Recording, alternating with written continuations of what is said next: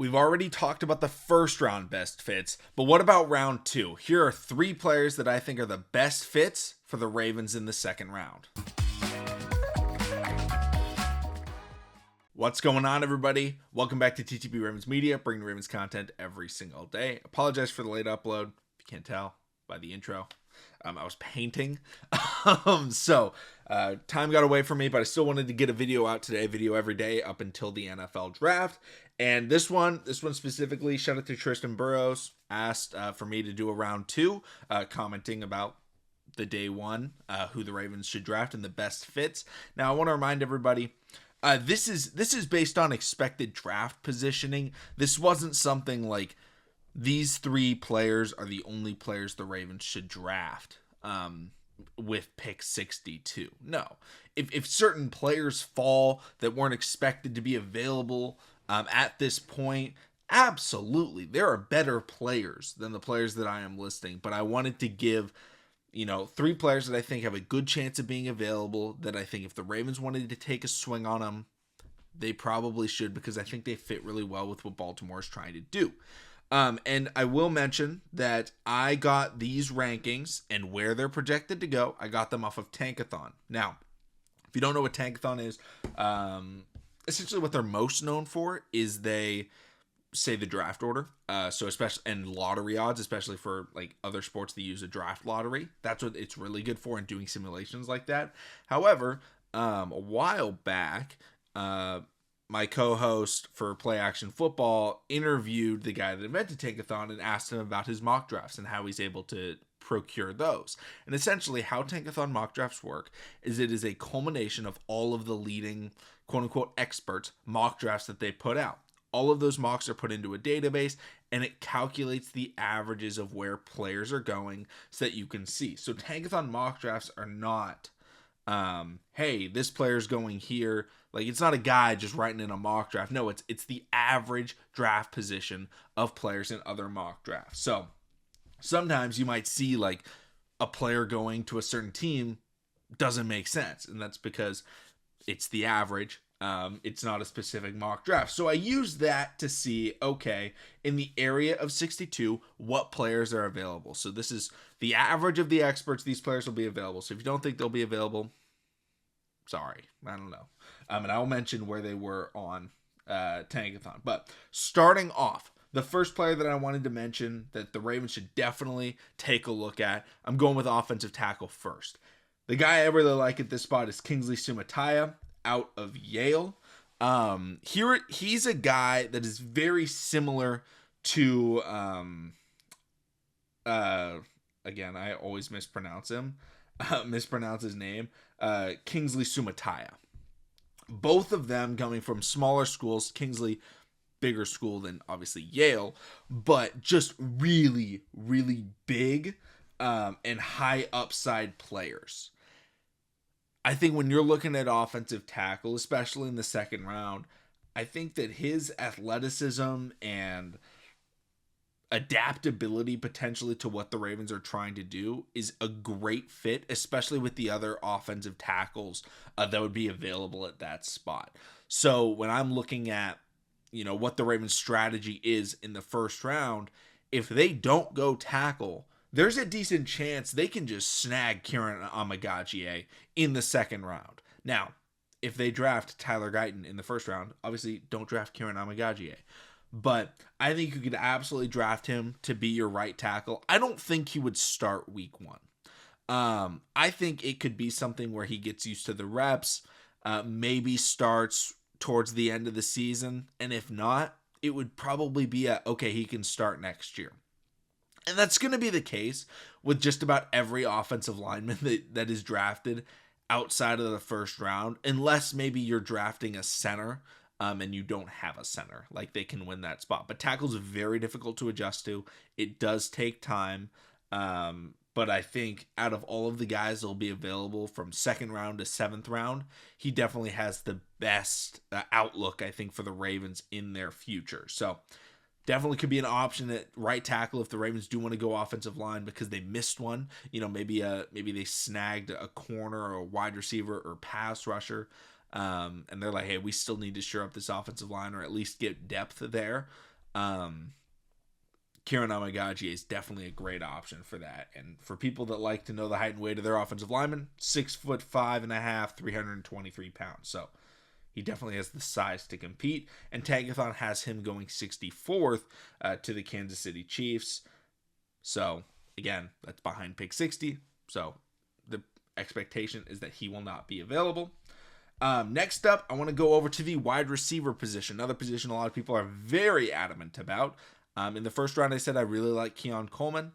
And I mentioned another guy. I was like, if you guys prefer this other guy, like I'm not going to be too upset in terms of fit. And that fit would be Xavier Legette out of South Carolina.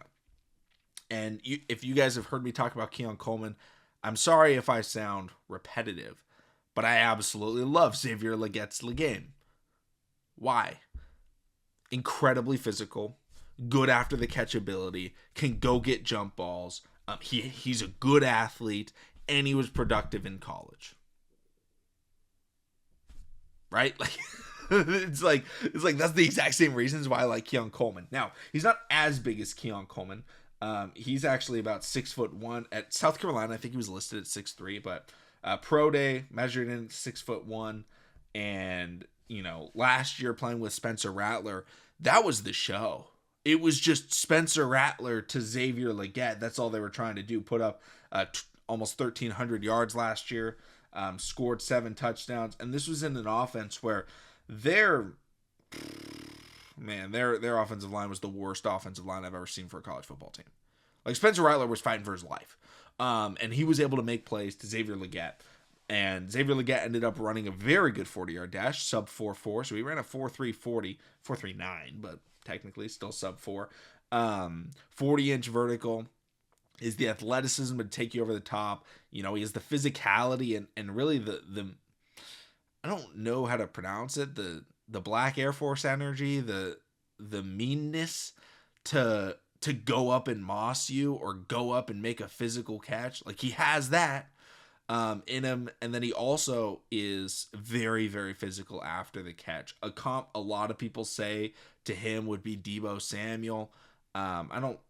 You can't expect anyone to be Deebo Samuel after the catch in the NFL, but I think he has a similar attitude to him, and he's willing to try and break those tackles and be physical, and he has the athleticism to do it. So really like his game, and for all the people that are like, we can't go receiver first round, we got to go tackle. If we go tackle first round, and we see Xavier Legette sitting there at pick 60 or 62, absolutely.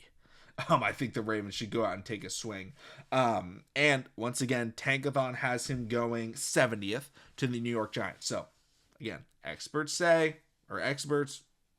kind of are thinking round 3, end of round 2. That's exactly where the Ravens are drafting. So, great option there.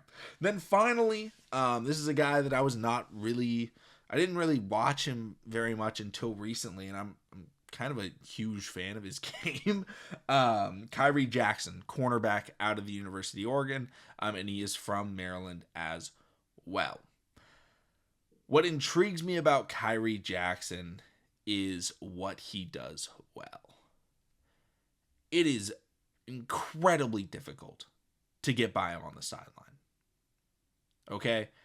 If you have Kyrie Jackson on your team and you run cover 3 bail, which is the defense that the Seattle Seahawks Legion of Boom ran. That's what they ran. They ran cover 3 bail.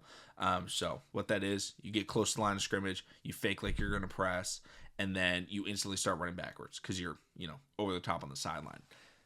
He's unreal running side to side with people. Like, you just don't get the ball over him. He's long. Like I already said, he's 6'4". He's got great top end speed.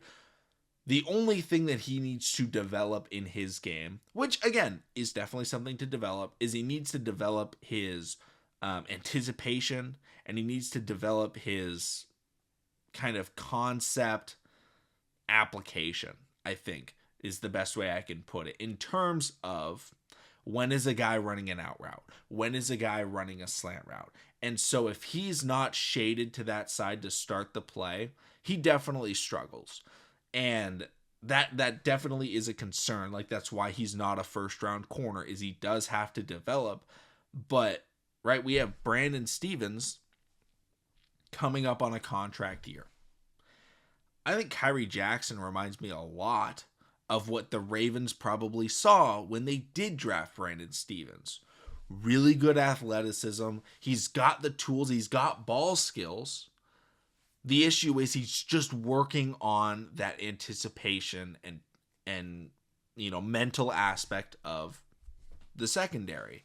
Then I think the career arc of Brandon Stevens could be very similar, where doesn't play a lot his first year, but the next year, he becomes the starter, and I could absolutely see that if Brandon Stevens leaves, throw in Kyrie Jackson, and if he struggles there, you could absolutely make that transition and put him over at safety, which is what the Ravens planned on doing and attempted to do before Brandon Stevens had like the greatest camp at corner and won the starting job. Remember, Brandon Stevens was looked at as like, oh, he's transitioning to safety.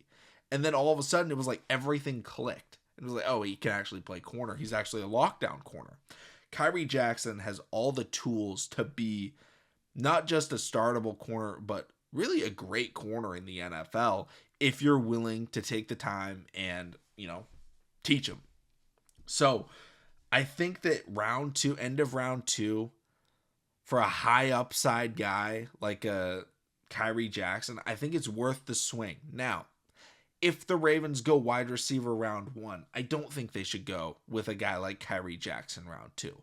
The only way I think they should go Kyrie Jackson round two is if they've shored up one of their bigger needs, right? If they go offensive tackle round one, then I'm like, okay, we could take a wide receiver or we could take a corner round two. All right. Same thing. If we take edge, I'd be okay if we didn't go offensive line round two, but don't go corner, wide receiver. Don't go wide receiver, then corner. I'm not a huge believer in that, but I think the fit for Kyrie Jackson in Baltimore is really good. I'd be really excited to see what he can do and how Zachary Orr is going to put him on the defense, because the Ravens would all of a sudden have 2 6'4" good athlete players in the secondary. Obviously, Kyle Hamilton's an alien, but they would have another one that they could try and develop to get 2 just massive cornerbacks that you can't throw at. Sign me up. Let me know in the comment section down below your guys' favorite players that you think the Ravens should draft and think are good fits. Not necessarily the best possible player that they could draft, but good fits that would fit in the system, fit in the scheme. Thank you all so much for watching. Subscribe for more, and I'll see all of you again next time.